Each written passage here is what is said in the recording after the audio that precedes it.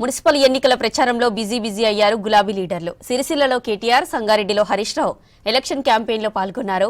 మిగతా లీడర్లు ఆయా జిల్లాల్లో ఎన్నికల ప్రచారం చేశారు. మున్సిపల్ ఎన్నికల్లో తమ పార్టీనే ఘన విజయం సాధిస్తుందన్నారు బీఆర్ఎస్ లీడర్స్.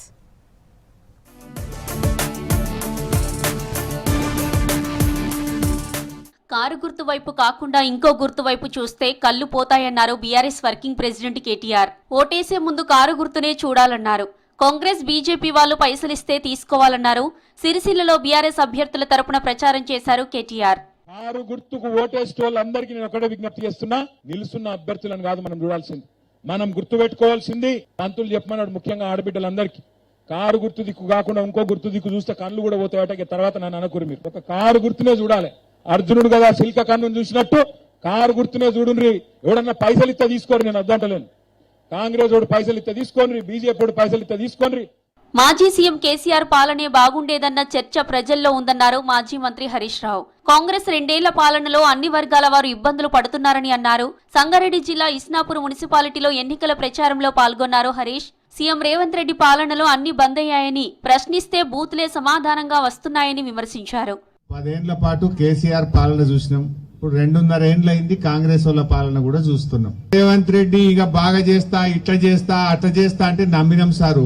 ఇప్పుడు కొత్త వాళ్ళు వచ్చినాక అరే పాతోళ్లే బాగుండే అని ఇప్పుడు మాకు అర్థమైంది, ఏం చేయమంటావు అంటారు. మరి చేయి జారిపోయింది కదరా తమ్మి అంటే ఇక అయిపోయిందన్న, ఇక అందుకే మళ్ళీ నువ్వే పట్టించుకోవాలన్న అంటారు. ఇప్పుడు కేసీఆర్ సాబ్ పోయినాక ఇప్పుడు అందరూ అయ్యో ఆయనే బాగుండే, పెద్ద మనిషి మంచిగుండే అని ఇప్పుడు ఒక్కరు అది చేస్తురట. బీసీ కోటా వ్యతిరేక పిటిషన్ వెనుక బీఆర్ఎస్ ఉందన్నారు మాజీ ఎమ్మెల్సీ కవిత. కోటాకు వ్యతిరేకంగా పిటిషన్ వేసిన వ్యక్తికి మున్సిపల్ ఎన్నికల్లో టికెట్ ఇచ్చిందన్నారు.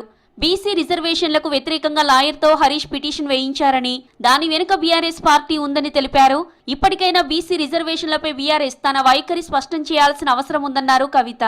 ఆ జీవోను ఆపడంలో కీలకమైనటువంటి పాత్ర పోషించింది 2 పిటిషనర్లు. అందులో బుట్టంగారి మాధవరెడ్డి అనేటటువంటి వ్యక్తి ఒకరు. మరి ఆ పిటిషనర్ని ఇవాళ బీఆర్ఎస్ పార్టీ బాజాప్తా టికెట్ ఇవ్వడము మున్సిపల్ ఎన్నికలలో అంటే బీఆర్ఎస్ పార్టీ మరి ఆ కేసు వేయించిందా, లేకపోతే బీఆర్ఎస్ పార్టీ బీసీలకు వ్యతిరేకమా, లేకపోతే బీఆర్ఎస్ పార్టీ 42% బీసీలకు రిజర్వేషన్ ఇవ్వడాన్ని కంప్లీట్గా వ్యతిరేకిస్తుందా అన్న విషయం మాత్రం ఆ పార్టీ స్పష్టం చేయాల్సిందిగా తెలంగాణ జాగృతి నుండి మేము డిమాండ్ చేస్తా ఉన్నాం. సిరిసిల్ల జిల్లా కేంద్రంలో మున్సిపల్ ఎన్నికల ప్రచారం చేస్తున్న కేటీఆర్ కు చేదు అనుభవం ఎదురైంది. పెద్దూరు బాబాజీ కాలనీలో కేటీఆర్ ను నిలదీశారు స్థానిక ప్రజలు.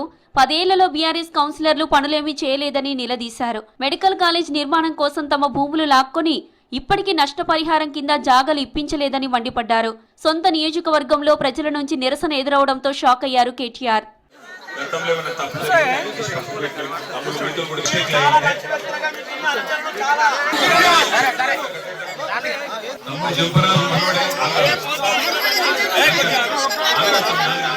సిద్దిపేట జిల్లా గజ్వేల్ మున్సిపాలిటీలో బీఆర్ఎస్ నేతలను అడ్డుకున్నారు మల్లన్న సాగర్ భూ నిర్వాసితులు.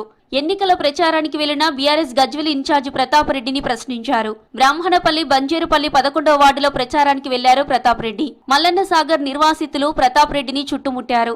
నిండా ముంచి ఇప్పుడేం ముఖం పెట్టుకుని వచ్చారని నిలదీశారు.